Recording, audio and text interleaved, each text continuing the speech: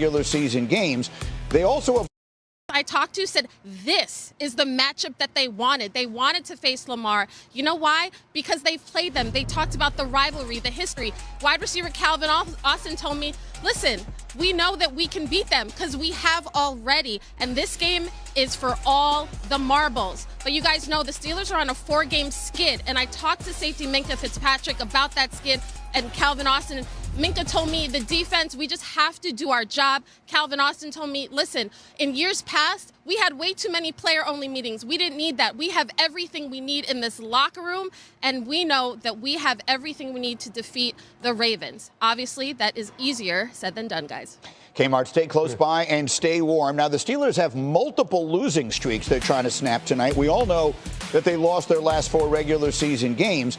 They also have lost 5 straight playoff games. That stretch is the longest in team history. Their last playoff win was 8 years ago in the divisional round of 2016. Mike Tomlin has lost 5 straight playoff games. It's worth pointing out no Super Bowl winning head coach has ever lost 6 straight playoff games. So, Rex, is there a lot of pressure on Mike Tomlin today? I mean, it sounds crazy, but I believe, yes, self-pressure, that he wants to win so dang bad. Look, they're not going to fire Mike Tomlin. However, at some point, you got to win a playoff game. And we'll have a graphic later that shows you just how bad they've been getting crushed. Look at these scores right here. They've been getting this. I thought it was supposed to be this great Pittsburgh Steelers defense. They have not been great in these spots the last 5 years. They're average giving up 40 points a game. That's un-Pittsburgh Steeler-like. So you can throw out, once you get in these playoffs, you should be at your best. Yeah, they haven't been the last 5 goes at it, and I don't think they're at their best now. You talk about that 4-game losing streak, Greeny. I mean, their offense has been absolutely stagnant, and it looks like a throwback to, leather helmet days. Like, forget about it, man. It is time to put Justin Fields in. I mean, in terms of Mike Tomlin himself, though, what has he not done to do everything to put this football team in a position to win? You kick the tires on Justin Fields early on. You realize you got a George Pickens, a receiver. You put in Russell Wilson to see if he can get him the football better. That succeeds for a little bit. Then Russell Wilson starts struggling. Now they're talking about putting in Justin Fields again. He's doing everything he can in terms of being successful at the quarterback position, which is basically what you need to win in the playoffs. But this is the Pittsburgh Steelers, and we're not talking about the Jacksonville Jaguars or some other franchise that when they have success and they get to the playoffs, sometimes that's good enough.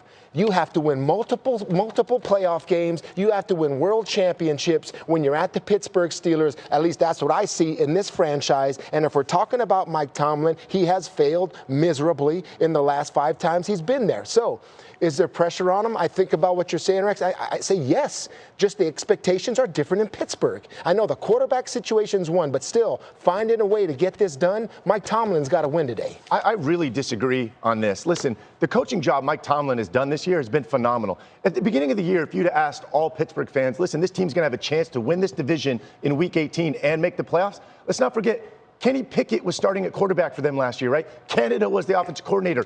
They cleaned house, right? Brought in 2 castaway quarterbacks on 1-year contracts, a new offensive coordinator. And this year has been a success, right? I get that listen, their playoff history. You can't say that. I think all the pressure is on Baltimore.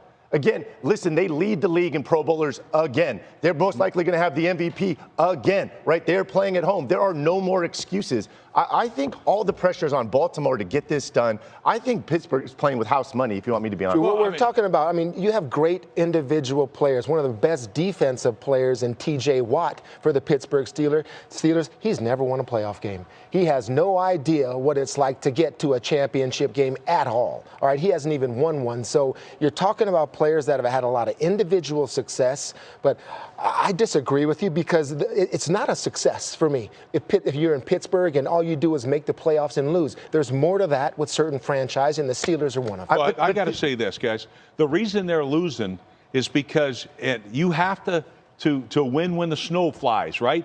They should be built that way. The way they used to be built when Pittsburgh was winning is they could run the football and stop the run on defense.